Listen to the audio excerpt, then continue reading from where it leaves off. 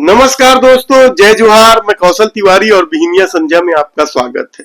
हिड़मा मारा गया और इसके साथ ही सैकड़ों की संख्या में नक्सलियों का समर्थन का दौर जारी है।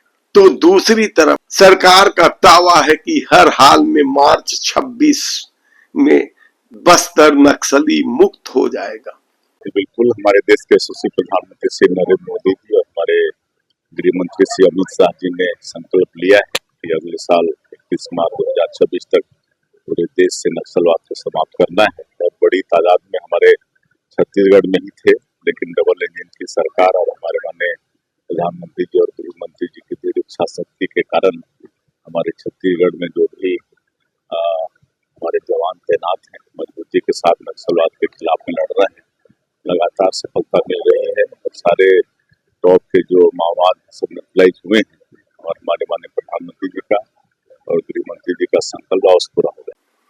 लेकिन बस्तर की जो स्थिति है, जल जंगल जमीन की जो लड़ाई है, आस्था का जो संघर्ष है, वह एक बार फिर उभर कर सामने आने लगा है। किसानों के दान को पानी में डूबो करके परीक्षण करना बंद करो, बंद करो, बंद करो। भाजपा अपना घोषणा पत्र वादा पूरा करो, पूरा करो, पूरा करो।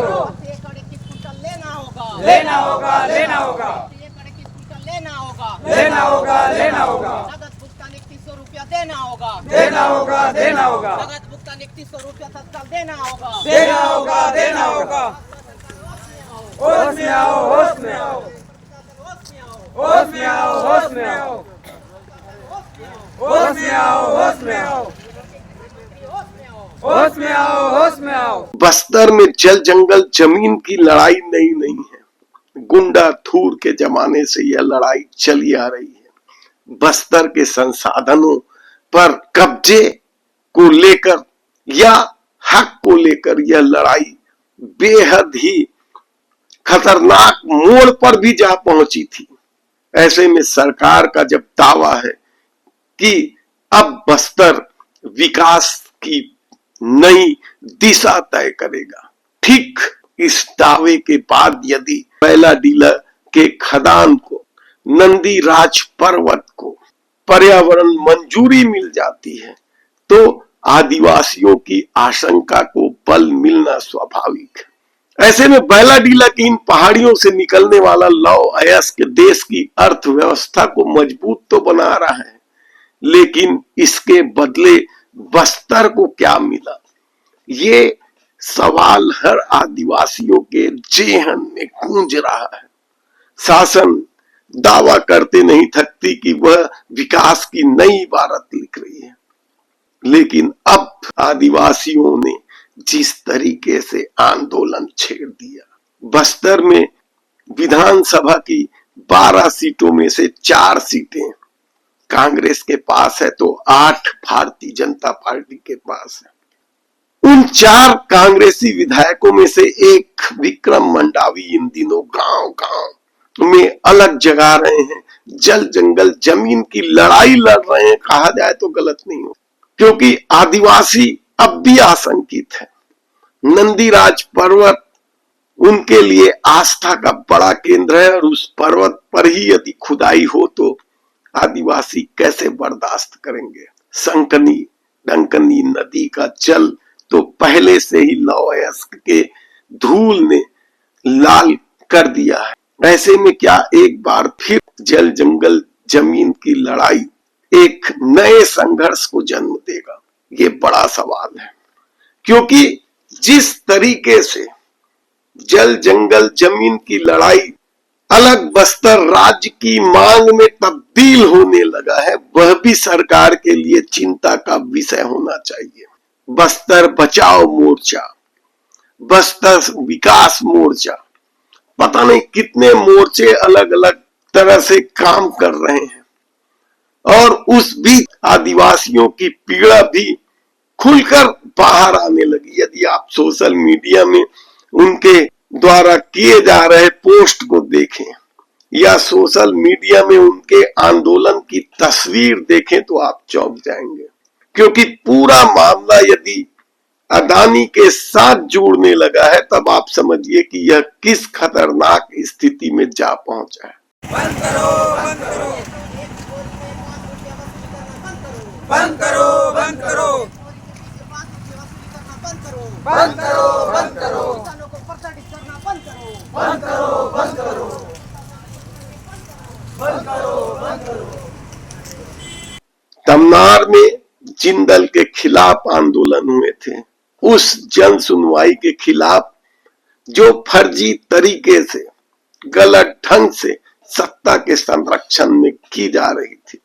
बस्तर में भी इसी तरह की आवाज उठने लगी है। पेशा कानून 6वीं अनुसूची को लेकर अब आदिवासी जाग चुके हैं, उन्हें आसानी से बरगलाया नहीं जा सकता। वे समझने लगे हैं कि पेशा कानून ने उन्हें किस हद तक अधिकार दिए, और शायद यही वजह है कि खदान आवंटन के 6-8 महीने बाद भी अदानी खनन शुरू नहीं कर पाया। वहां करीब 150 गांव के आदिवासी आंदोलित हैं। तो अब बैलाडीला को जो पिछले दिनों पर्यावरण मंजूरी दी गई, वह मंजूरी को लेकर आदिवासियों में बेहद आक्रोश है, कहा जाए तो गलत नहीं होगा। ऐसे में सबसे बड़ा सवाल तो यह है कि क्या पर्यावरण मंजूरी की फाइल तरह बस्तर की पुकार दबा दी जाएगी, क्योंकि इस दौर में सत्ता के विकास की परिभाषा कुछ और है और आम लोगों के विकास की परिभाषा से वह कहीं पटरी नहीं बैठती या कहीं मेल नहीं खाता। ऐसे में बस्तर में जो जल जंगल जमीन की लड़ाई को लेकर एक बार फिर नए सिरे से हुंकार भरी जा रही, क्या सत्ता उसे कुचल पाएगी, दबा पाएगी, उन्हें मना पाएगी? ऐसे कई सवाल हैं। हमने आपको पिछले कुछ अंकों में बताया कि बस्तर में किस तरीके से जल जंगल जमीन की लड़ाई चलते रही है।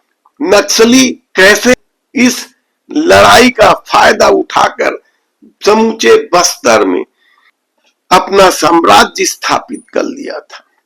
और हमने यह भी आपको बताया कि नक्सली कभी लूटपाट करने शहर नहीं आए। वन अफसर किस तरीके से आदिवासियों के साथ खेल खेलते थे, उसकी वजह से भी नक्सलियों को वहां अपना प्रभुत्व जमाने का मौका मिला था। और अब जब नक्सली कमांडर हिरमा मारा जा चुका है, तब सरकार को क्या नए सिरे से आदिवासियों को विश्वास में नहीं लेना चाहिए? क्या लगातार आत्मसमर्पण कर रहे नक्सलियों को भी विश्वास में नहीं लेना चाहिए, ताकि बस्तर में विकास की एक नई दिशा तय की जाए, वहां के आदिवासियों की इच्छाओं के आधार पर विकास हो, या फिर अंधाधुंध विकास में जंगल काट दिए जाए, पेड़ काट दिए जाए? पर्यावरण की एक अलग समस्या है। किस तरीके से अरावली की वजह से दिल्ली भुगत रहा है, एनसीआर भुगत रहा है। हसदेव की वजह से छत्तीसगढ़ में भी जलवायु परिवर्तन अस्त व्यस्त हो चुका। पिछले 25-30 सालों में ऐसी ठंड रायपुर में नहीं देखी गई जो इस दौर में पड़ रहा है, और लोगों का दावा है कि इस बार गर्मी भी ऐसे पड़ेगी कि सारे रिकॉर्ड टूट जाएंगे।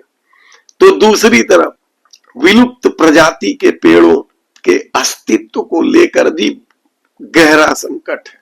हसदेव में तो पता नहीं किस तरीके से विलुप्त प्रजातियों के जीव जंतु, पेड़ पौधे सबको नष्ट करने का खेल खेला गया।